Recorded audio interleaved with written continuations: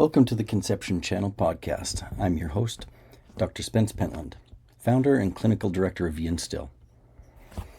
I want to offer you an idea today that at first might sound completely wrong. I don't actually think pregnancy begins at conception. I think conception is simply the first day we can write down on a calendar. Let me explain. Medicine needs beginnings. It needs dates. Last menstrual period, ovulation, fertilization, implantation, positive pregnancy test. Those definitions absolutely matter. They're incredibly useful. But biology doesn't organize itself around our definitions. Because by the time conception happens, the story has already been unfolding for years, maybe even generations. Here's something that still amazes me. The egg that one day becomes your child didn't suddenly appear the month you conceived. In fact, when your own mother was pregnant with you, your ovaries were already developing inside her, inside you, inside her. And inside those tiny ovaries were the earliest forms of the eggs you are now releasing. Just sit with that for a moment. Your grandmother was carrying your mother, and your mother was carrying the egg that became you inside your grandmother. 3 generations sharing one biological moment in time together. Life has always been far more connected than we imagine. And then life begins shaping those eggs. Every season, every illness, every recovery, every good night's sleep, every year of chronic stress, every nourishing meal, every inflammatory diet choice, every mountain hike, every relationship, every heartbreak, every moment of joy, every act of healing. Your DNA doesn't necessarily change, but your biology is listening constantly. It's learning, adapting, and preparing. Today we have a word for that part of this story. It's called epigenetics. It's one of the most exciting areas of modern biology. What we've learned is that genes aren't simply a blueprint that unfolds exactly the same way every time. Life leaves little sticky notes beside them, chemical signals that influence how and when the genes are expressed. It's as though your experiences become part of the conversation your biology is having with itself. It's not rewriting the book or the blueprint. It's just influencing how it's read. And suddenly, the months before pregnancy become incredibly important. Not because we're trying to create perfect babies, but because early life is built from everything that already exists inside that egg. The nutrients, the mitochondria, the proteins, the molecular environment, the biological story of the woman who carries it, the epigenetics. What's fascinating is that this idea isn't entirely new, in fact, at all. Thousands of years ago, long before microscopes, long before genetics, Chinese medicine described something called pre-heaven essence. They called it Jing. It was the observation that every child begins life with an inheritance from both mother and father, not simply their appearance, but their constitutional vitality, their reserve, their foundation. Ancient physicians had no way of explaining the mechanism. They simply observed the pattern. They watched families. They watched generations.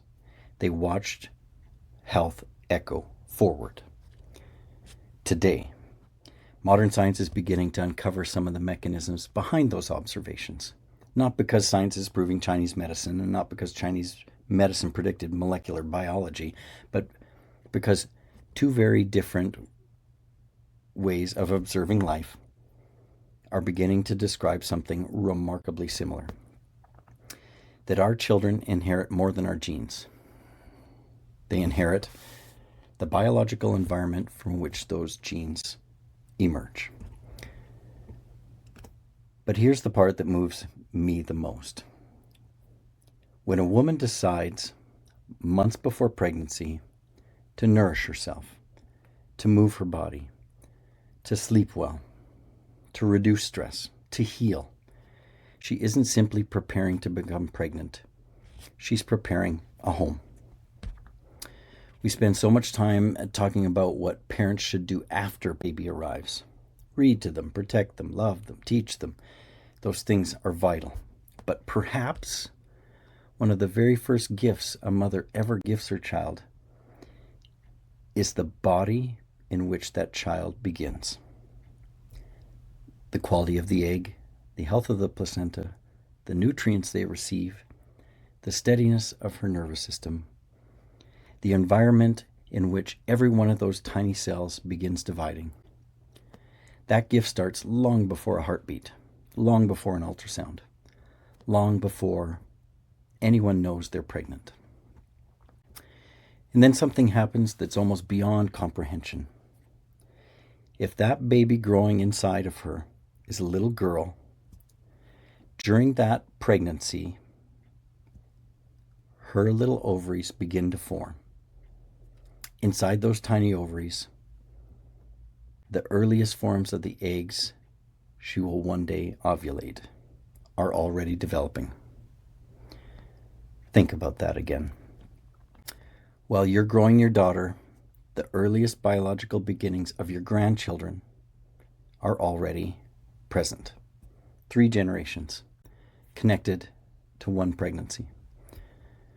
I don't say that to create pressure. I say it because I think it's one of the most beautiful things biology has ever revealed.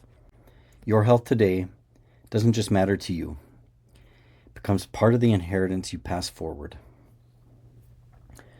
Modern science suggests that the health of the mother before and during pregnancy can influence not only the development of her child, but aspects of that child's lifelong health, and may even contribute to patterns that extend into future generations.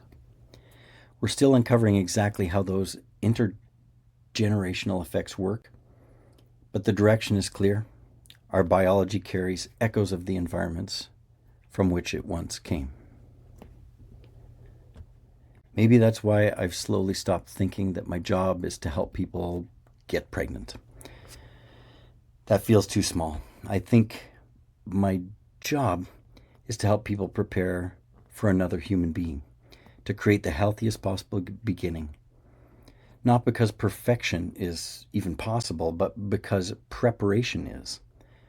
Every nourishing meal, every walk, every acupuncture treatment, every decision to sleep instead of scrolling, every moment to spend money on foods that don't cause inflammation, every conversation that brings peace and joy, laughter instead of fear and worry, every act of healing. None of it's wasted, because all of it becomes part of the story from which another life begins. So perhaps pregnancy doesn't begin with conception. Perhaps conception is simply the moment when years and sometimes generations of preparation finally become visible. And maybe the greatest gift you'll ever give your child isn't something you buy them after they're born. It's the health you choose to cultivate before they ever exist in your arms.